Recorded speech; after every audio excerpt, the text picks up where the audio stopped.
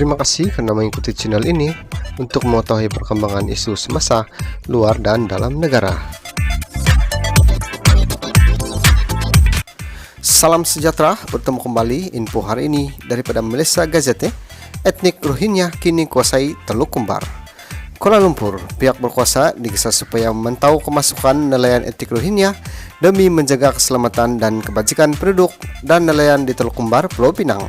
Parti Gerakan mendakwa 10 tahun lalu terdapat hanya beberapa buah keluarga etnik Rohingya di perkampungan nelayan Teluk Kembar dan kini telah bertambah hampir ke 300 buah keluarga.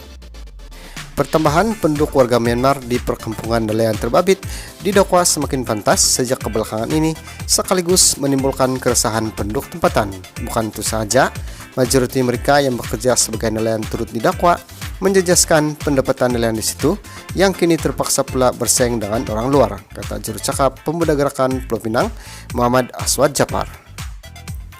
Dipahamkan kewujudan nelayan Rohingya di Teluk Kembar itu sebelum ini bukan sesuatu yang asing dalam kalangan penduduk tempatan dan nelayan sejak beberapa tahun lalu.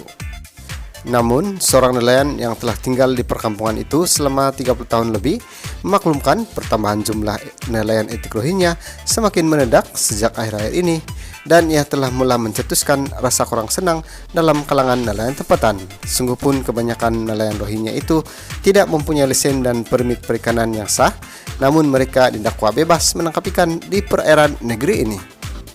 Meskipun nelayan tempatan tidak ada masalah berfungsi hasil laut dengan mana-mana nelayan sekalipun, tetapi mereka mengharapkan agar semua nelayan di situ mengikut peraturan dan undang-undang sedia ada. Nelayan tempatan merasa tidak adil jika mereka perlu berdaftar dan mematuhi semua syarat ditetapkan kerajaan untuk turun ke laut, tetapi kumpulan Rohingya pula bebas dan boleh menangkap ikan sesuka hati. Aswad berkata, penduduk dan nelayan beritahu biarpun nelayan etnik Rohingya tidak mempunyai lesen dan permit sah, tetapi mereka mampu menggunakan sampan dan izin berkuasa tinggi. Keadaan itu membolehkan nelayan etnik Rohingya berkenaan menangkap ikan di kawasan laut lebih dalam dan membawa hasil pulangan lebih banyak.